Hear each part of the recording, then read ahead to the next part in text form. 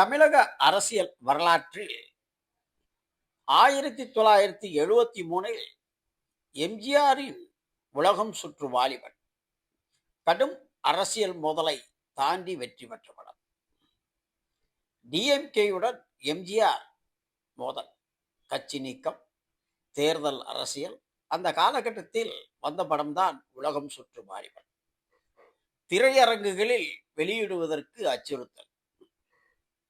இந்த படத்தில் எம்ஜிஆர் அநியாயத்திற்கு எதிராக நாயகன், மக்களுக்காக போராடுபவன், இப்படியாப்பட்ட கதை. இது மக்கள் மனதில் எம்ஜிஆரை திரை நாயகனிலிருந்து அரசியல் நாயகனாக மாற்றிய படம் என்று சொன்னால் வேறு கருத்து கிடையாது. உலகம் சுற்று வாலிபன் அரசியல் களத்தில் சிக்கி பெரும் போராடி மாபெரும் வெற்றி பெற்ற படம்.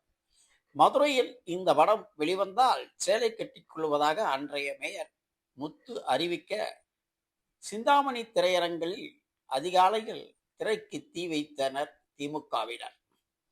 அதை மீறி அந்த படம் வெளிவந்து 250 நாட்களுக்கு மேல் மாபெரும் வெற்றி பெற்றது தமிழகத்தில்.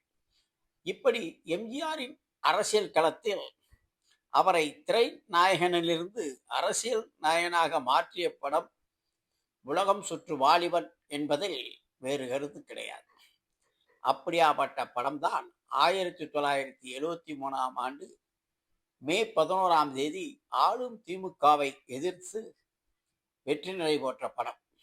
இது அரசியல் களத்தில் சிக்கி மாபெரும் வெற்றியை சந்தித்த படம்.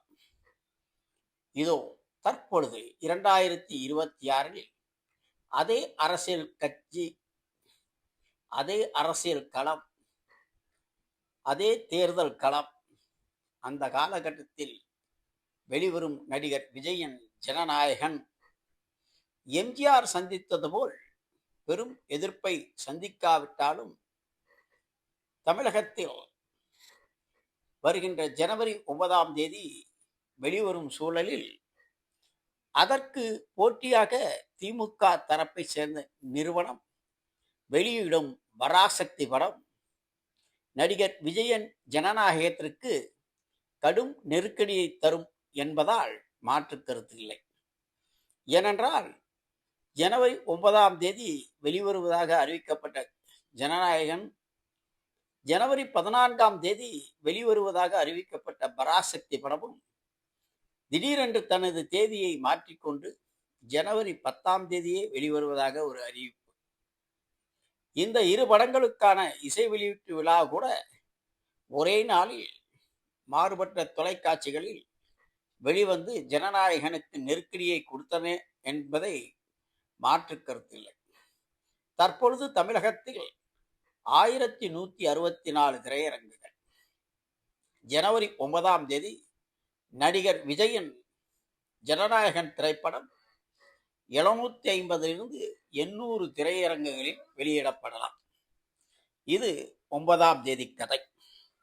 ஆனால் ஜனவரி 10ஆம் தேதி வெளிவரும் பராசக்திக்காக விஜயன் ஜனநாயகன் படம் கிட்டத்தட்ட 150 200 திரையரங்குகளிலிருந்து காட்சிகள் மாற்றப்படலாம்.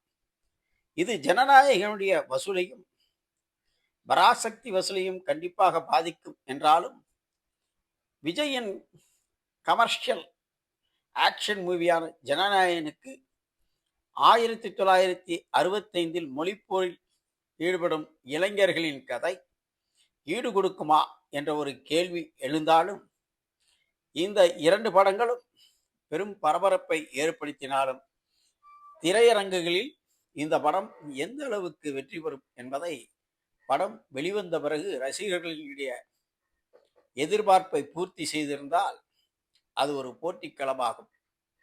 இதே நிலை 2023இல் அஜித்தின் துணிவும் நடிகர் விஜயன் வாரிசு படமும் ஒரே நாளில் வெளிவந்து திரையரங்குகள் போதாததால் இரண்டு படங்களும் வசூலில் பின்தங்கியது என்பது குறிப்பிடத்தக்கது.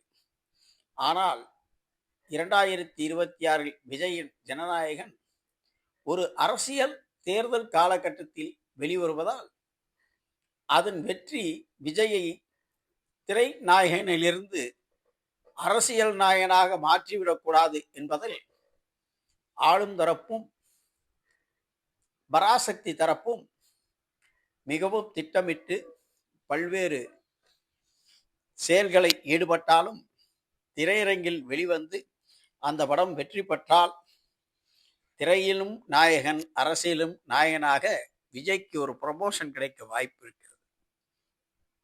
விஜயன் ஜனநாயகன் அரசியல் பிரச்சார முத்திரை குத்தப்படுவதும், படம் வெளியாவதற்கு முன்பே இது அரசியல் படம், இது தேர்தல் பிரச்சார படம் என்று எதிர்பார்ப்பும் வருகிறது.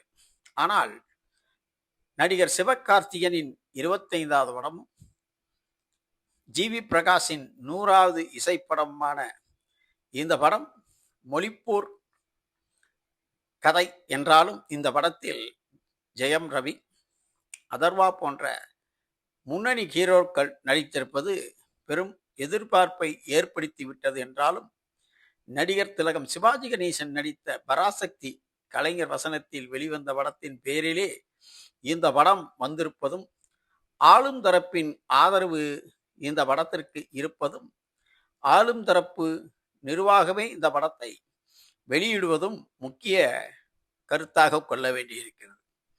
ஜனநாயகன் வெளியீடின் போது பராசக்தி வெளியீடு மிகுந்த நெருக்கடியை திரையரங்களுக்கு கொடுக்கலாம் என்பது எல்லோருடைய பொதுவான கருத்தாக இருந்தாலும் தேர்தல் களத்தில் இந்த இரு படங்களும் தேர்தல் நேரத்தில் மோதுவது ஒரு அரசியல் களத்தை சூடுபடுத்தியிருக்கிறதே என்று சொல்லலாம். எனவே வருகின்ற ஜனவரி 9ஆம் தேதி வெளிவரும் ஜனநாயகன் ஆகட்டும், ஜனவரி 10ஆம் தேதி வரும் பராசக்தி ஆகட்டும், திரையரங்குகளில் தங்களது காட்சிகளை பிரித்துக் கொள்வதில் பெரும் கருத்து மோதல் ஏற்படலாம். இதன் மூலம் அப்படங்களின் வசூல் எந்த அளவுக்கு பாதிக்கப்படும் என்பதை